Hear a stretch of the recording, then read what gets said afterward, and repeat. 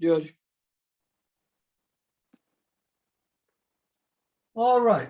Bismillah. We're here with Keyvan Yahyai after a while. There's some very interesting developments online that is basically throwing a monkey wrench in the activities of this fake ex-Baha'i crowd.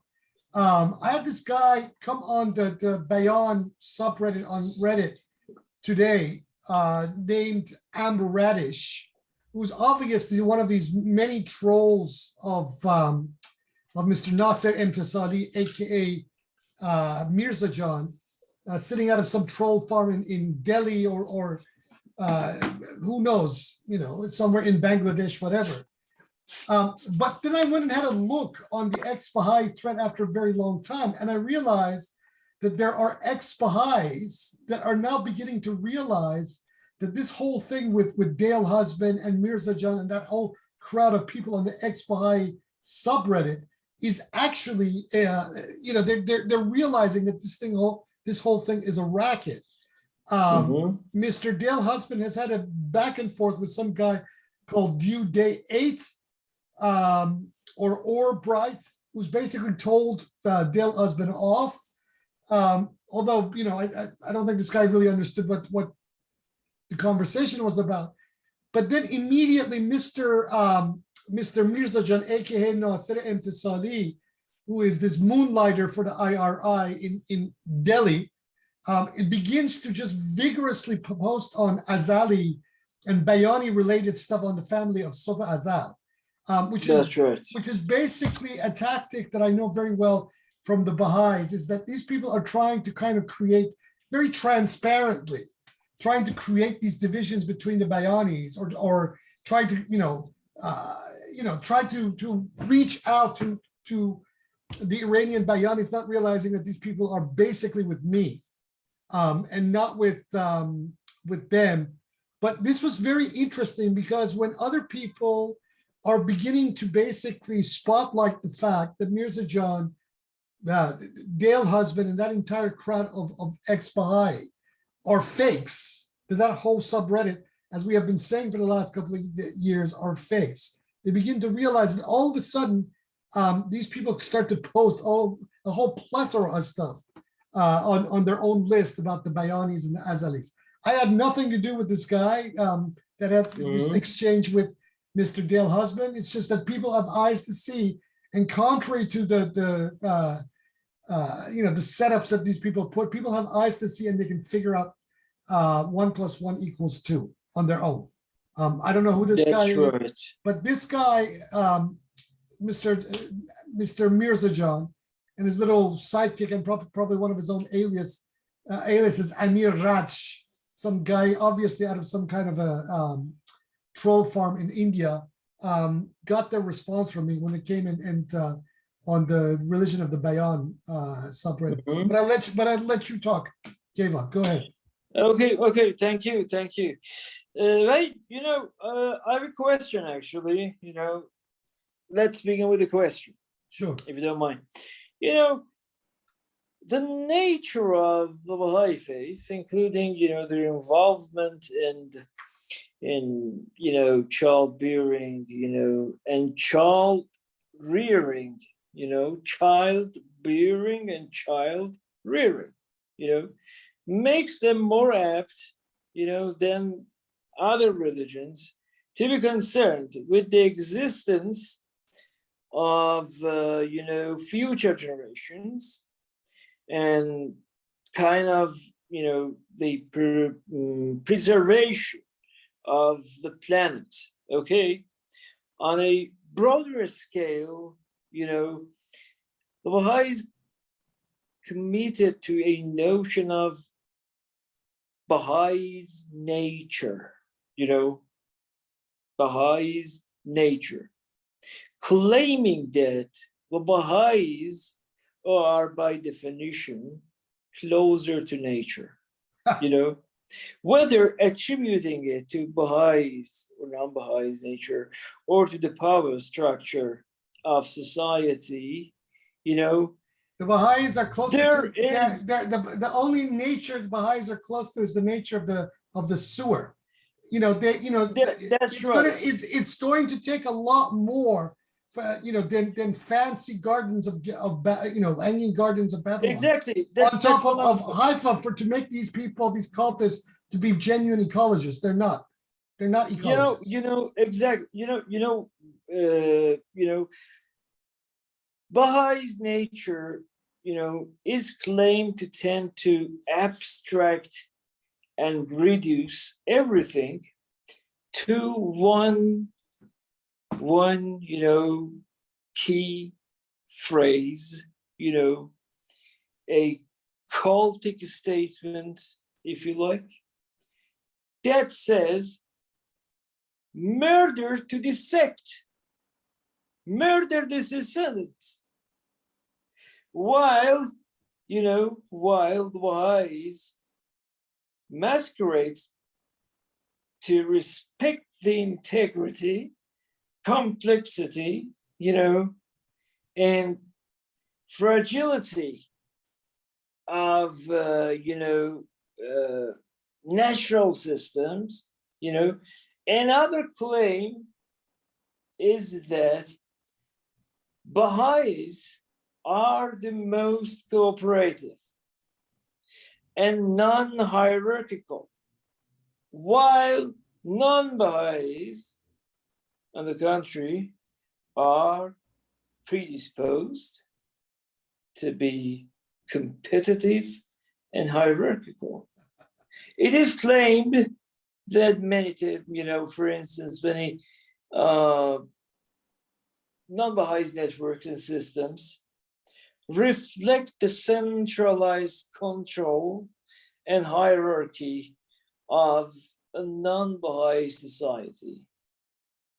And that greater participation of Baha'is, would eventually lead to a more decentralized and, democratic culture of coexistence. What do you say about that? I think that is a lot of baloney and a lot of bullshit that is so obvious about what they say. Hold on. What is democracy? This is the thing. Democracy this is the problem. When liberal democracy, defines property as the basis of democracy, this is what happens. Then that you get totalitarian organizations and cults like the Baha'is starting to talk about democracy, in terms of their own structures and their own polity. There is absolutely not an iota of democracy in anything that these people do. Just as in the same way, there was not an iota of democracy under Stalin or under the Soviet system that existed, right? Those things are not democratic, no matter how much you stretch it. There's nothing organic about what the Baha'is are doing, right? What the Baha'is exemplify is neoliberalism, pure and simple, right? Before this term was even, the term of choice from the 1970s onwards, the modus operandi of this cult is very much in keeping with that, that evolved capitalism that neoliberalism represents, right? And it's very interesting because one thing that neoliberalism is extremely consistent about is to use terms in the reverse of their meaning. That means that the definitions of things underneath the neoliberal regime no longer has the kind of meaning that it does traditionally. This is one of the functions of postmodernism, is that it denudes meaning of its reality, right? And this is how the Baha'is can get away with calling themselves democratic, claiming that they are ecologists, claiming this, that, and the other thing. Right. Because they're not. In the same fashion as and this is the interesting part, where they pay these moonlighters, such as Nasser Emtisali, aka Mirza Jan, to pretend to be ex-Baha'is when it's obvious to anyone with two eyes to see that the guy is a paid moonlighter on the one hand of the IRI, and then occasionally when it suits him, he moonlights for the causes of the Baha'i administration. And now that these ex-Baha'is have gotten kicked in the balls by an actual ex-Baha'i who is telling them that they are fakes. All of a sudden, these people are panicking. Mr. Mirzajan, aka Nasser Emtisali, and is just publishing a whole plethora of very transparent links to Bayani and Azali related stuff on the ex-Baha'i, on the ex-Baha'i subreddit. This is how all of this functions, and this is why anything that these Baha'is say of whatever faction, whether these Baha'is be hyphens or non-hyphens or whatever these people are saying online, not one letter of what they say should be believed. These people, in whatever representations they make of themselves, of whatever representations they make of the world, of whatever representations they make of definitions, trying to define themselves, are liars. There is not a single iota of truth that emerges from the mouths of these people, or the keyboard. Exactly. A lack of abilities, in abstraction fields. Let me tell you this, the Baha'is, empiricists, believe that an honest and accurate use of traditional, Babi teachings would undermine, biases, against people in general and the Baha'is, in particular, and this, Baha'i, this Baha'i empiricism exposes more and more bias, in the description of, cultic behavior. What is that to question? This is what sorry, I'm just hold on. This is what I meant. This is what I meant. Exactly. When postmodernism, under its neoliberal economic format, right, operates in the way it does, it defines things in the opposite of what they are. It is a function of this postmodern neoliberal order. And that is why the Baha'is can get away with saying certain things about themselves and making representation when empirical observation, fact, and analysis proves them to always be the opposite of what they are claiming. And that is why perhaps that, these Baha'is, particularly the ex-Baha'is, approaches claim that, basically, that more substantial changes, in the usual accounts, of Baha'i teachings are needed. Baha'i standpoint as, Baha'i standpoint theory, a really ridiculous term coined by, Dr. Mojan Momen again, and Peter Smith, is a more radical approach. And the structure of the theory, according to Nader Saidi, is based on an aspect of a Marxist theory. Barely. Nader Saidi said George Lucas, said George Lucas claimed in his early work that the standpoint of the worker, central to the process of industrial, production, but also oppressed and alienated, gave a privileged access to knowledge denied to the comfortable and detached capitalist owner, So Nader Saidi says, the worker as quote unquote self-conscious commodity had direct personal insight into, this is interesting, into ramification of the self that the capitalist or professional did not.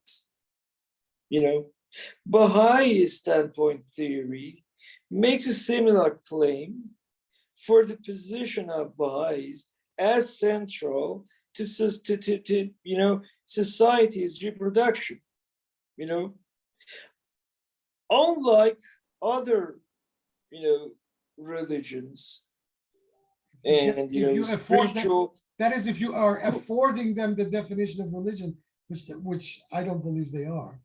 No, they are not. Unlike even other cults, unlike even other cults masquerading, as religion, you know,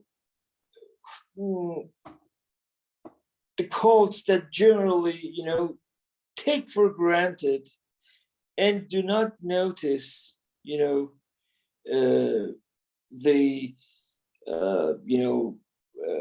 believer versus non-believer exclusions, and again, this kind of discrimination built into the structure of their community. Baha'is are forced to become completely unaware of the biases they are posing against others, and I'm going to say that some of these Baha'is, including this Mr.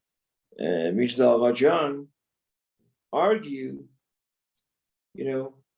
that basically the Baha'is participants in disarmament or anti-war movements, that Baha'is nature, including their involvement in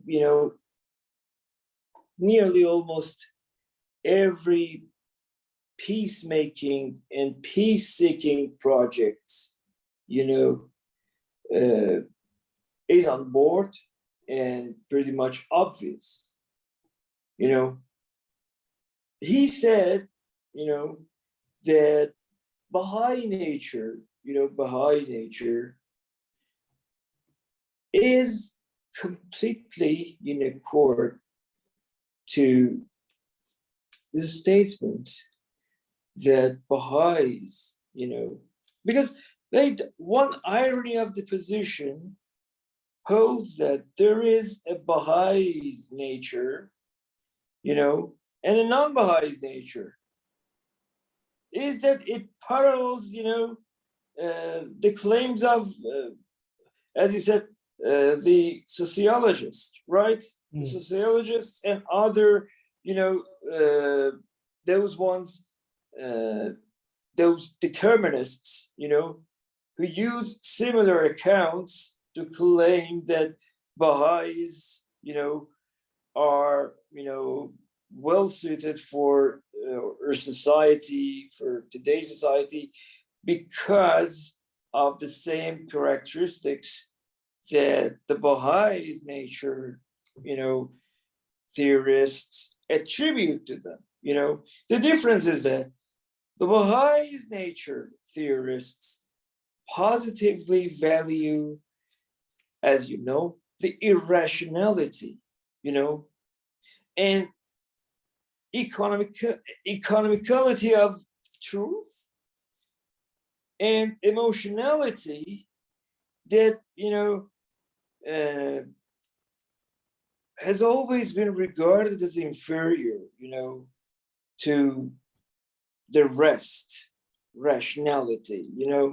The Baha'is nature theory also, repeats the imagery, completely imagery, and metaphors of, much of the rhetoric of the Baha'i revolution, What? In Baha'i revolution. What Baha'i revolution? The one that's been addressed specifically revolution in Abdul Baha's.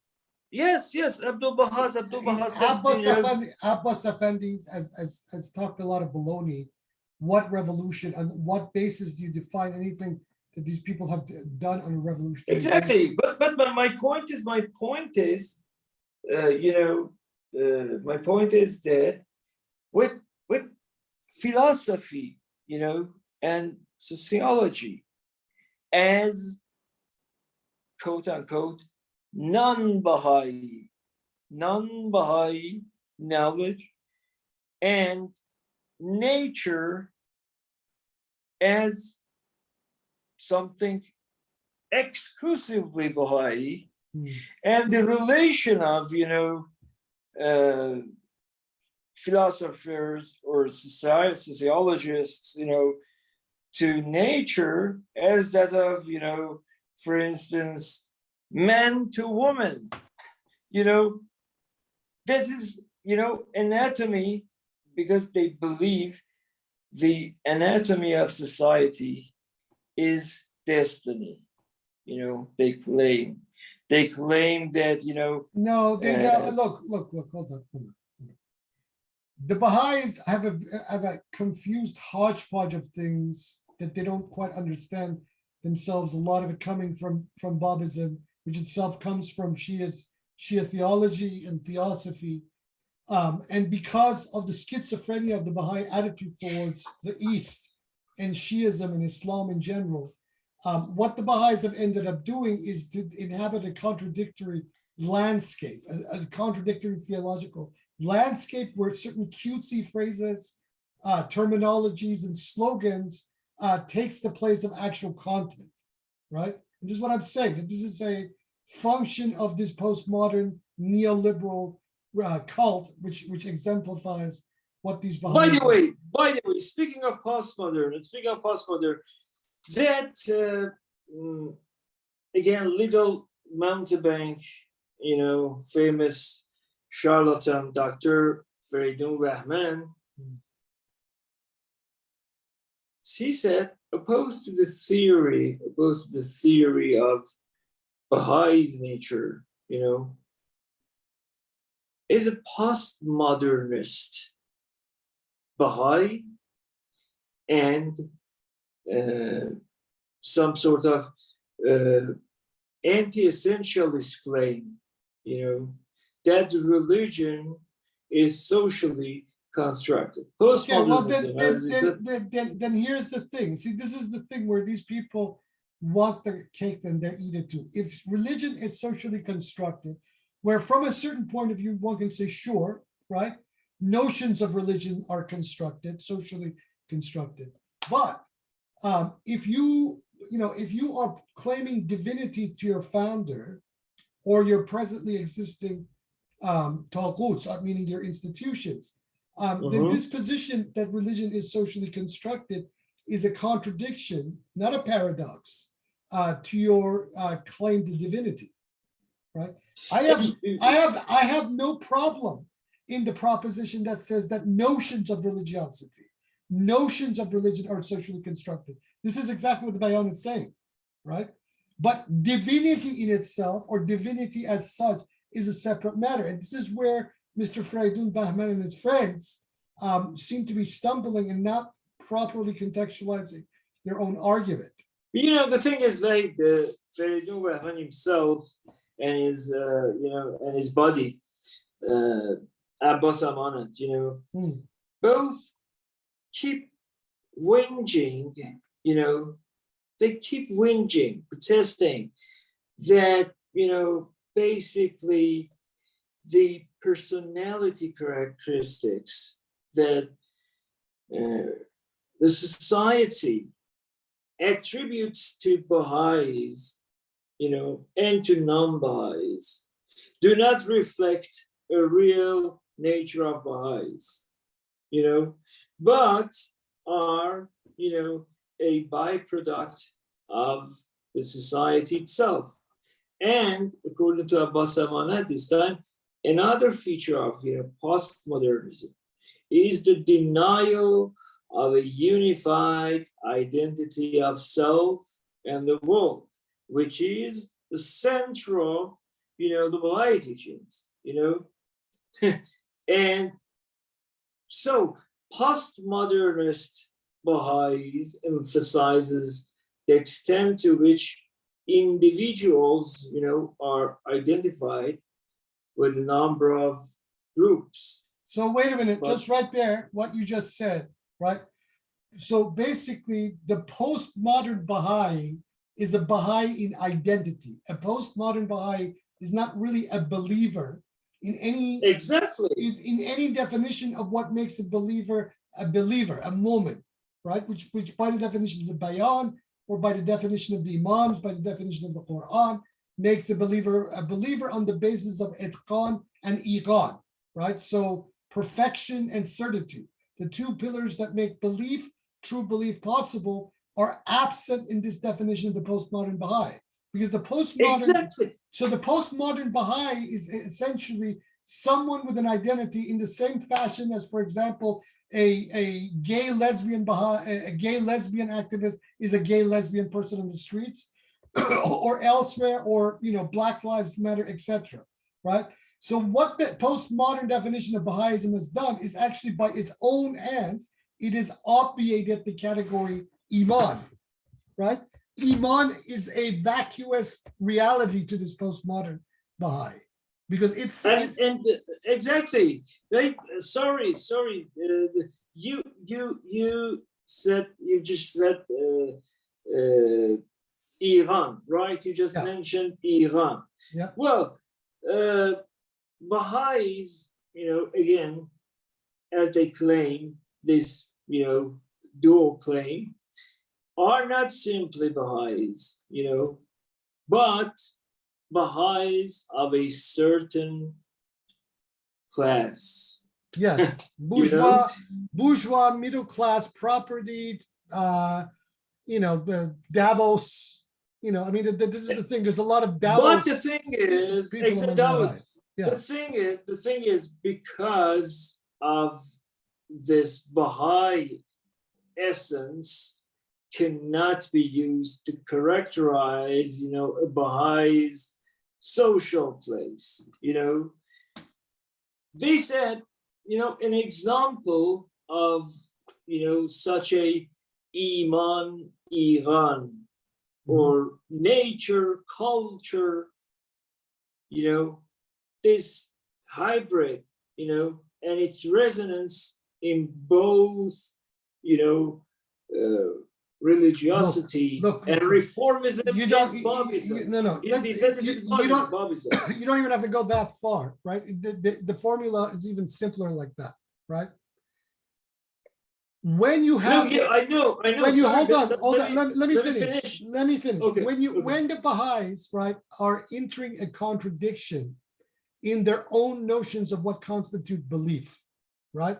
When the very epistemology of Iman itself is somehow obviated over time to become from something that is akin to what the Quran or the Imams define as ma'rifah, right, to a adherence to a set of axioms where certain this-worldly institutions, such as the Universal House of Justice, and the trickle down of these bodies becomes imbued in as a proposition with divinity, right?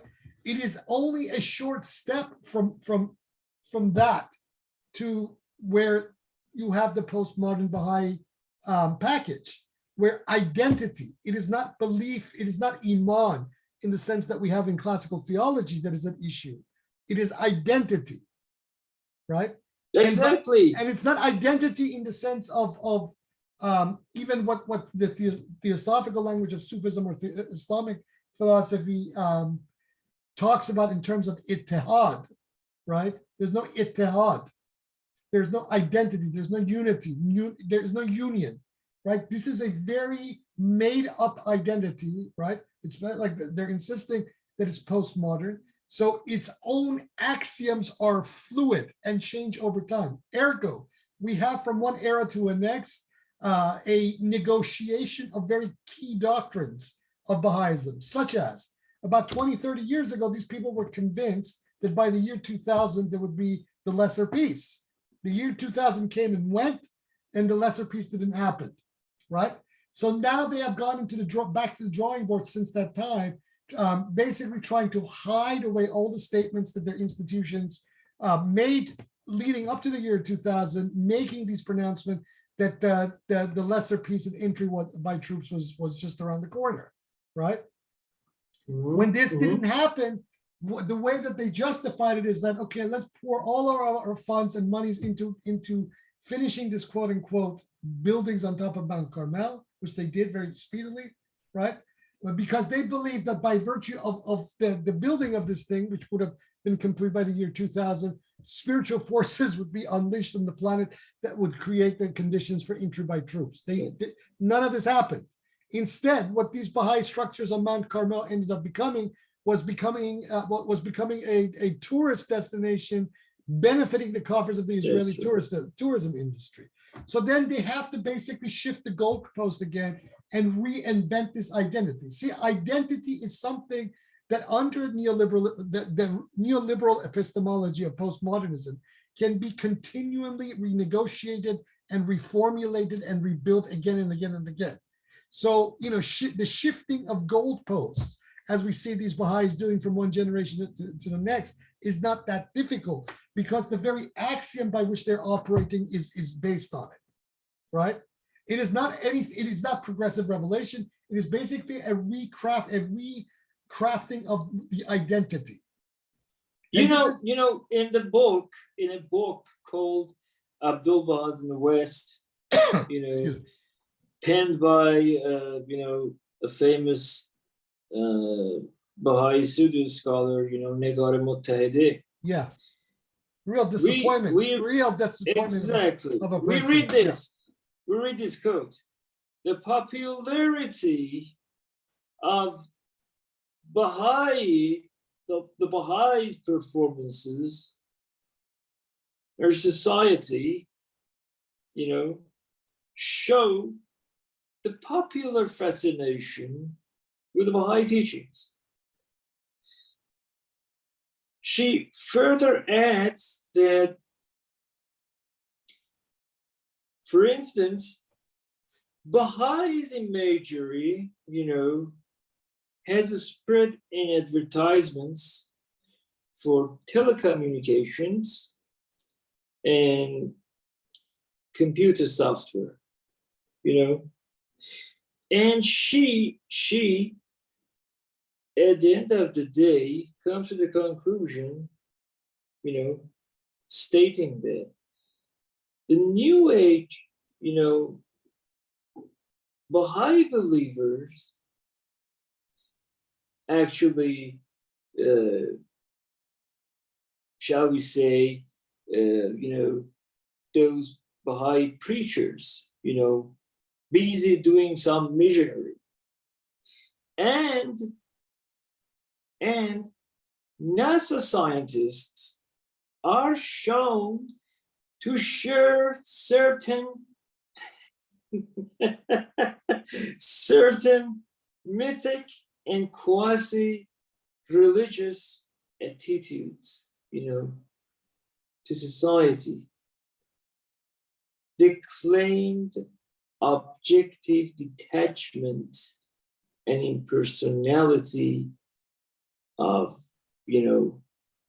religion becomes mixed with religious awe and a desire to fuse with politics. This is ridiculous. They got themselves entangled, in an ironic dialect, with the Baha'is, and for instance, their imagery utopia of unimpeded, unified communication and cooperation. The strange, association of Baha'i, with extra, transitionals by both New Agers and mainstream, believers, parallels the role of leading scientists, lived through the first and the second decade of 20th century. Both served as symbols of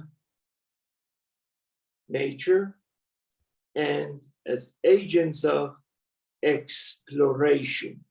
That is really, really, truly ridiculous, getting really silly, is it not? Of course. Because what do you make of this? But hold on. Somewhere between holding hands Hmm. and the touching of fingers of God, in Look, Michelangelo's. Look, whatever, this woman is this woman is a He's not moron. in her righteous mind. No, Apparently. Negar Motayyedeh proved to me a long time ago that she's a extremely dishonest intellectual, pseudo-intellectual actor. It was a real shame that people like Hamid Dabashi and whatnot gave her a leg up, because she eventually even disappointed them. But that's now, history now. I was, brushing shoulders with her back in the 90s on that Irfan list at Yumishidion of one call. And then after this whole clampdown and everything, it became very apparent to me that you were dealing with some extremely schizophrenic, intellectually dishonest actors, and she was one of them. But be that So as that is but why be that I as it ask may, you. look. The problem is this, right? The issue is this: these people want to have their cake and eat it too. They don't, they have not properly defined. See, all of this stems from a fundamental hatred that animates, Bahaism from the time of Shoghi Effendi onwards, of everything Iranian. Everything Exactly. everything Precisely. everything Islamic. So they try to negotiate and renegotiate certain axiomatic elements of this originary identity of theirs, but they keep failing because they're pushing these goalposts. So this is why people like this Negar Motayyedeh are saying the sorts of things that they're saying, which are quite, just fluffy nonsense, really. You got it. You got it all. You got it all. In one, because Negar Motayyedeh, stipulated that, basically Baha'is, must deal with a variety of issues, with a variety of approaches. And, it was passed down to the Baha'i administration by the beloved guardian, Wali Amrullah Mahbub. She argues that this method, first introduced, and fostered by Shoghi Effendi, counters, the traditional downplaying of, for instance, the Commonwealth historical and contemporary role in society, both as users and as, innovators. She said it investigates the aspect of society that particularly impact Baha'is in their traditional roles, as believers through reproductive and, kind of inexplicable, methodology. It also examines broader issues, a very broader, bundle of issues, of different attitudes to nature and society, in which non-Baha'i approaches, non-Baha'i teachings, non-Baha'i quote-unquote biases manipulates and dominates, Baha'i nature. Mr. Dale Husband Hmm. once said that, Baha'is have been particularly sensitive, and by Baha'is, of course, Mr. Dale Husband, by Baha'is, he meant the followers of, his once close Unitarian. friend, Yeah, Eric Stetson. Yeah. Eric Stetson, exactly, and that is why he said that, he said that Baha'is actually have been particularly sensitive to the metaphors, and cultural resonance, of, the cultural resonance of some achievements, some magnificent achievements, that are often dismissed, by, other religions. And for instance, this is very interesting, very interesting. He argues, in his infamous interview with the Baha'i Pejri magazine, okay, Dale Husband argues, that he basically urged to dominate and control, the Baha'i nature. Why? It is an outgrowth of, it is an outgrowth of a deviation. But why he left Bahaism? He says, let me shake things off. Because of its deviation from the authentic, finish the sentence, Judeo-Christian tradition. Which embodiment,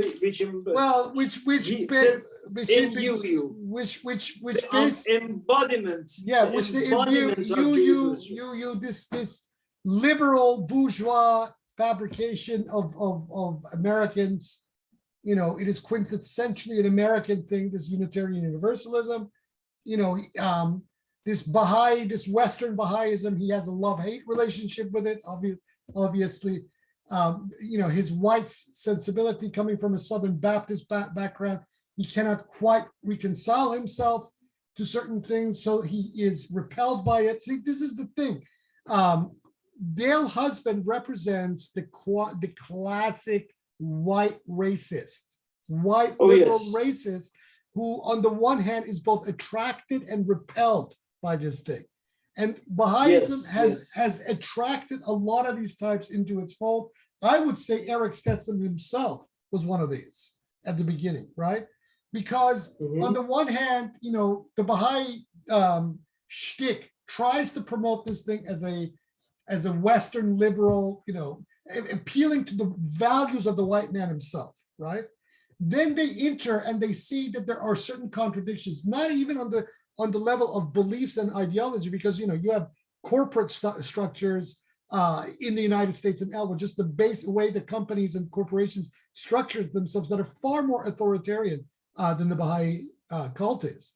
But when the Eric Stetsons and the Dale Husbands look within the Baha'i community, they see all these Iranians, right?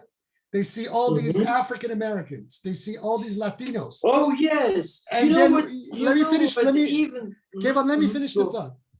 They look at these people, and this white man in them is aggravated, right? There's something about them. See, this is what I have seen in almost every single white liberal Baha'i, is that despite whatever pretensions to universality and inclusion that they pretend, at the end of the day, the white liberal Baha'i is a racist. Most of these people also, like Dale Husband themselves, come from Southern Baptist and Protestant Christian backgrounds. So they walk into the Baha'i community and they see all these Iranians, but African Americans, Latinos, this, that, and the other thing. And these people cannot, find it within themselves to become equal to these people, right? So unless these people are promoted within the Baha'i administration or dominate certain elements of the Baha'i institutions, right? If they don't manage to do that, then they become dissidents, right? I have looked at this phenomena and I have observed it, taken a lot of notes about it. And this is the thing, is that these whiteys, unless they dominate something, okay, they are not friendly towards it. But Dale Husband is a complete moron. He is stupid.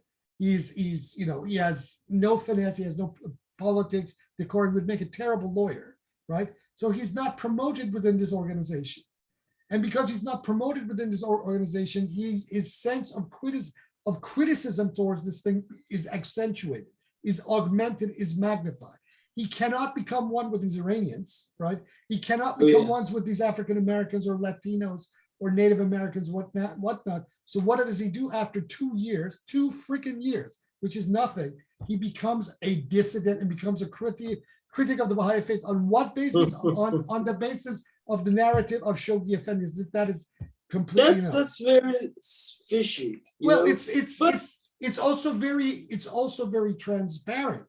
You see, very transparent. And I would say, after years of observing this and reading the works, I would say that this paradigm also suffices about people like Juan Cole. Let's look at the career of Juan Cole since he left the Baha'i. Exactly, Juan Cole, for instance, Juan Cole, as a recent historian, as a apparently neutral, quote unquote, neutral historian, of course, is neutral is perhaps the last that this guy could be. However, Juan Cole, with a severe, feeling of regret to the past, accounts the non-Western influences, particularly from the Iranian, mentality, and from, even East Asia, on the teachings of Baha'u'llah. He is talking about the pre-conquest, Americans, non-Western believers, either from before, the emergence of this Dajjal, Baha'u'llah, an ancient, in 18th century actually culture, or his successors, in more recent, periods, not based on, Western culture at all, because definitely he didn't have the slightest notion, of what is going on, beyond, beyond where he used to live, right? Yeah. And this raises a number of significant issues. One is the claim, of Bahaism to be universal, applicable to all times and places. Well, here's the problem.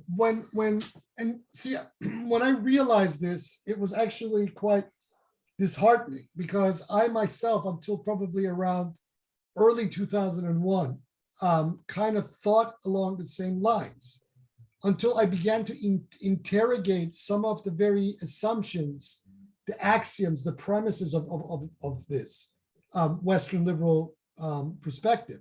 See, Juan Cole's Modernity in the Millennium builds an argument on precisely this very thing. But once you begin to interrogate the basis and the premises of this argument, what it becomes, the universalism of Juan Cole and these white liberals is the universalism of Western liberal imperialism. It's the universalism of ships, gunboat diplomacy. It's the universalism of Western colonialism committing genocide in the New World as a civilizing mission of these quote unquote underdeveloped native peoples of the New World. Exactly. Right. Exactly. This is the contradiction of the Juan Coles.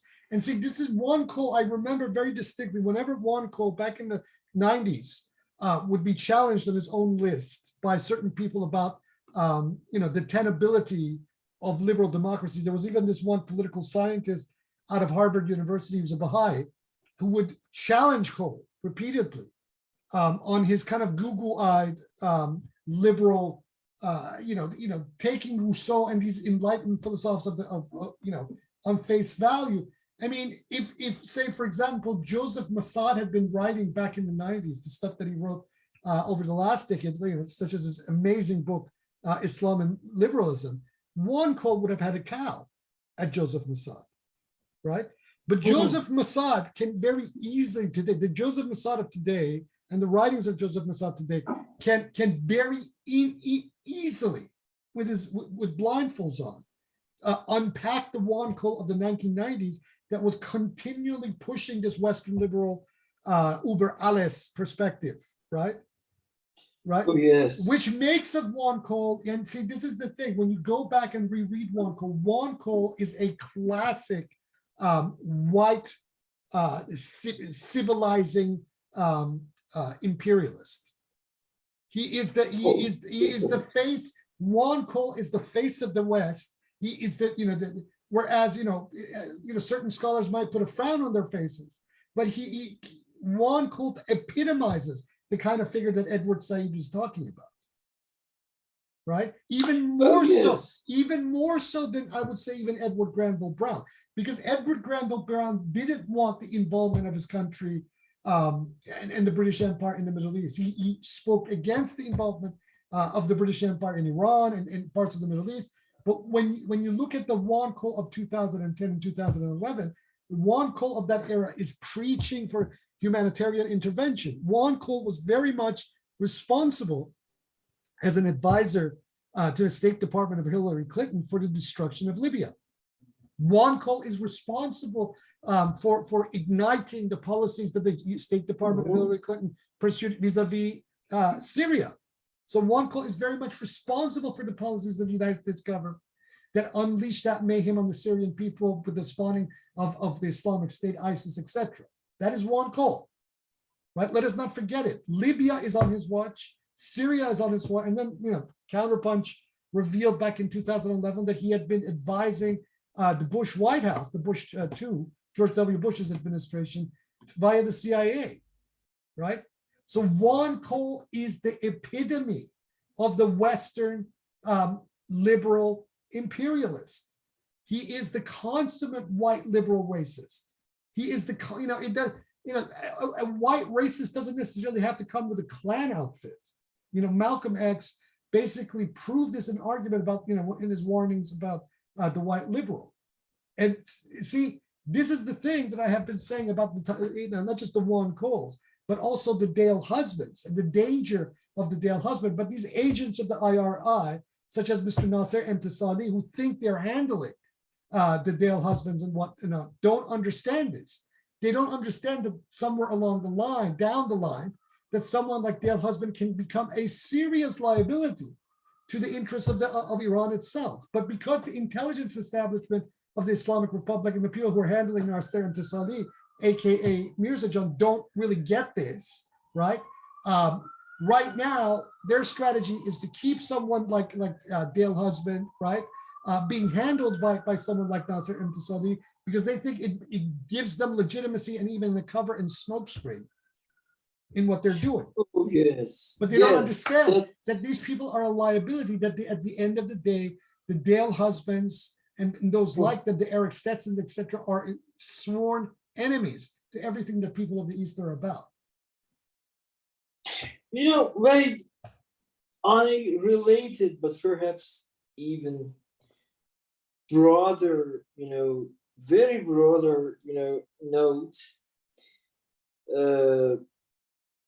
This Yuan Ko, this pseudo scholar, self-proclaimed historian, concerns the usual contrast between rational Western Anglo-Saxon thought and irrational, or, if I may say so, non-rational thought in indigenous pre-literate Persian culture that gave rise, for instance, Well, why do you think, for example, Juan Cole is so hostile in his studies to people like Mirza Khan Kermani, right? Because I'm not trying to cut Mirza Khan Kermani any slack for some of the things that he wrote and did, but Mirza Khan Kermani as a type is very problematic to the kind of argument that Juan Cole is trying to make about the Eastern man of the 19th century. My question is, finally, my question is, relying on this, stereotypes, loose analogies, let me rephrase my question in this way. Very simply and plainly, what's the big deal with this quote-unquote Judeo-Christian treasure, this Judeo-Christian culture? What's the big deal with this? Well, there's no What is Judeo-Christian? There is no big deal with it, other than the fact that in the way that it is represented and is packaged, right? Because that kind of Judeo-Christian European culture, I mean, we also have an Eastern Judeo-Christian culture, so it's not necessarily, there's nothing necessarily wrong with Judeo-Christian culture, especially if it's the Eastern, whether you're talking about the Maronite Christians of Lebanon or the Eastern Jews of Syria or the Yemenite Jews of Yemen or the North African Sephardic Jews, etc. There's no problem. These people are Eastern. When we're talking about it from the lens of the extremely white, especially Northern European context, right? Because both Yuan Ko and Dale Husband, against Allah, apparently they share, the same belief. Dale Husband, called UU an appropriate, belief ecosystem and intermediate belief ecosystem. So it is appropriate. It is appropriate even to quote unquote less developed nations, or is intermediate between, indigenous culture and advanced Western culture. That's an obvious and blatant, categories that combination of racism. Categories that real postmodernism and also critical theory, I reference Joseph Massad, have interrogated and thrown on their head. So, basically these people are quite conservative, including Cole, because their notion of what is normative is predicated on a very mainstream consensus Anglo-European paradigm, right? So they're trying to impose this very normative mainstream Eurocentric Anglo-American paradigm as a universalizing one. This is what, at least to his credit, Alexander Dugin is correct when he criticizes this sort of stuff about liberalism. I give the man credit where credit is due. I think the man is a fascist fink, but on this particular point, when he interrogates it and criticizes it, he's right, because this is what is going on. And so the entire notion of what these people, we don't even have to get into human rights, but what constitutes humanity, and this is where Joseph Massad has been extremely good in his analysis. The white Eurocentric liberal can only acknowledge humanity about what he considers to be homo liberal, the homo liberal, right? Mm-hmm. That is a human. Everyone else is inhabiting a category that is basically defining them as barbarian, and to which this homo liberal has a duty to civilize. So we're back into that entire imperial and imperialist and colonizing civilizé paradigm. And this is what Juan Cole and all of those people that followed him in the 90s, including myself, until I finally realized what was going on here and broke, basically took my distance of these people. But this is where this gets very interesting, because at the point when I took my distance of Cole, right, when I began to realize and articulate that what Cole and that whole gang of people were about was just a continuation of what of the same old. All of a sudden, you have Eric Stetson appear on the scene, trying to create this, this fusion between the Unitarian universalism of this concocted liberal church in the United States and the Unitarians of the Muhammad Ali crowd, right? I mean, it was almost so obvious that this was a kind of an attempt to appropriate something, right? So for the Baha'i establishment, or the people who yanked the chain of the USJ itself, trying to appropriate all facets of the greater opposition to themselves, right? To keep this entire racket, standing, as it were. It was so obvious. Exactly. And this is the milieu out of which Eric Stetson, not Eric Stetson, Mr. Dale Usman himself emerges from. So we're dealing again. So this is what we have been saying for the last couple of years, is that all of this is a continuation of the same dialectic. It doesn't matter that these people do not bear the USJ label, right?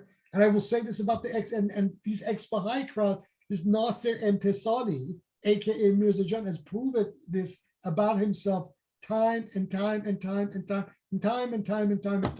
again, is that they are trying to prop a narrative. This narrative is extremely important. Without this narrative, which is what we represent the real opposition to this narrative. But without this narrative, these people fall flat on their asses. So it is very interesting, going back to the initial point that I began this podcast with, that there are now ex-Baha'is coming online, realizing that these people are a racket. So the real, genuine ex-Baha'is are beginning to interrogate and beginning to question the ex-Baha'i narrative of this ex-Baha'i subreddit, right? And that means that you and I have done our work, right? That people are beginning to see, and so without us having to really put that much effort into things, there is a momentum now realizing that these people are a controlled opposition, and that in order for people to move into a very authentic opposition to Bahaism, right?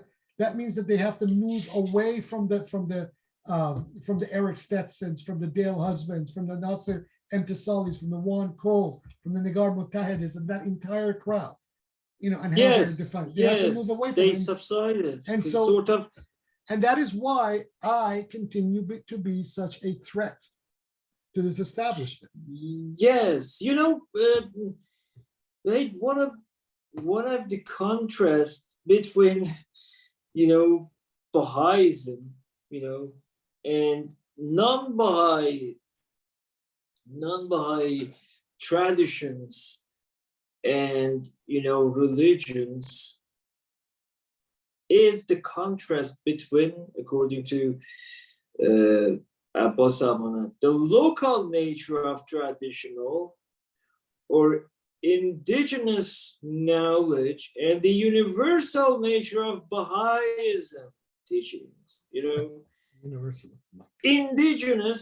Indigenous traditional, you know, knowledge is often oral in nature and conveyed by, you know, apprenticeship, you know. This apprenticeship in skills, and, you know, lore are often secret or at least not public. The standard view, you know, is that, for instance, Baha'i knowledge, you know, as the beloved Wali Amrullah and Ruhi Khanum, Ammatul Baha, calls it, you know, public knowledge, you know. Recall Amonet's communism of data sharing, you know, in his, you know, in his norms of history discussed in the first chapter of, you know, his recent book, you know. Indigenous knowledge includes detailed knowledge of the local environment, both social and biological, you know. It has been called local knowledge. In contrast, global knowledge, which is, again, exclusively Baha'i, is generally considered to be universal in at least three senses. First, appropriate laws that are logically, you know, spatially and temporally universal. Second, you know, the Baha'i knowledge, you know, and attitude can be applied anywhere, you know, all around the world. And third, this is very interesting, right?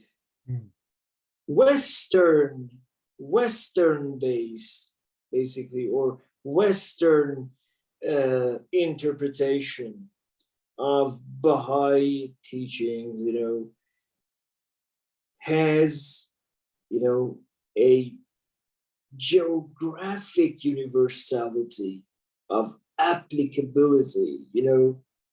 Any society can make use of it in any environment.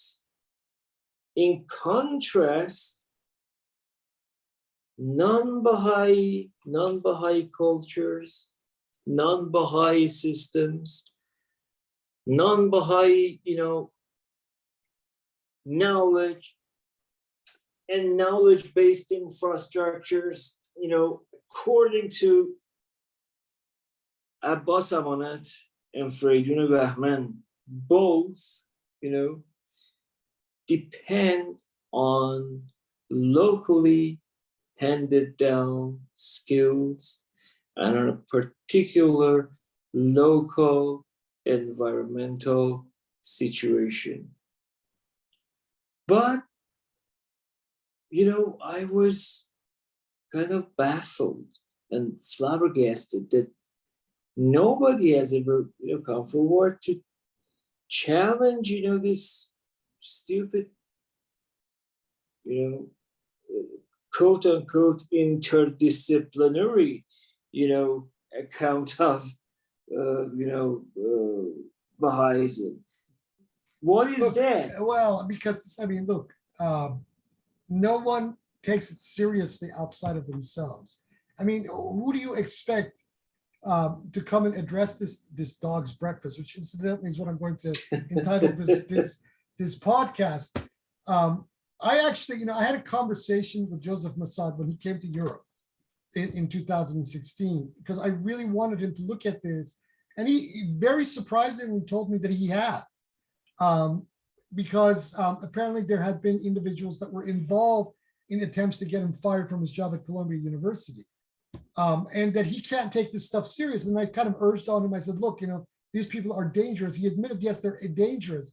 But he says that, he said to me that any person who looks at these people for any length of time will begin to realize very quickly how full of shit and how ridiculous and childish all of this is. And he said that he had actually told Hamid Dabashi this very fact back in the zeros when Hamid Dabashi was having his schizophrenic experience between hating the Baha'is and then being attracted to them to do his education under fire. Yes, he's kind of suffering from an ambivalence. Massad said that he had warned Hamid Dabashi to stay away from this stuff, that as a theoretician, that as a theorist, as a thinker, that these are cults, and these people have nothing to really contribute to the greater discussion. That people like Cole and whatnot, are a joke, and hence that why they are trying to attach themselves to the halls of power, etc. And subsequently, despite all the travails and hardship that he himself went through, Joseph Massad was proven right. Had these individuals listened to him back then, I think that even their own reputations and their own legacies would have been much more intact. I mean, Hamid Dabashi, despite the massive bibliography he may have under his belt, which is very repetitious in everything that he's putting out there, has really did himself damage by getting close to these people. And so this is kind of as a way to answer this question. Why nobody addresses this nonsense is because to those who know, this stuff is nonsense, right? Eventually, someone will have to address it because it is nonsense trying to masquerade itself as theory. But at this time, those who are at the top of their careers or the doyens of the craft, if you would, aren't taking this stuff seriously. But this is also then allowing the Baha'is powers that be to get away with packaging this nonsense to their own rank and file as being serious theoretical content, but it's not, when it is nothing of the sort. But eventually, this stuff will be challenged. Look, Keyvan, we need to wrap this up because we've gone I agree. beyond an hour. Like I said, I'm going to call this podcast a dog's breakfast because it was a good conversation. Even though we rambled here and there a little bit, I think it was a good conversation to have because we put our finger on certain points that actually needed to be articulated. Addressed, yes. Yeah. Exactly. Okay. Thank you very much. Thank you very much. Hope we can, continue, this discussion, in another separate episode. Inshallah. La hujja Inshallah. ila aliyan qabla nabi. Inshallah.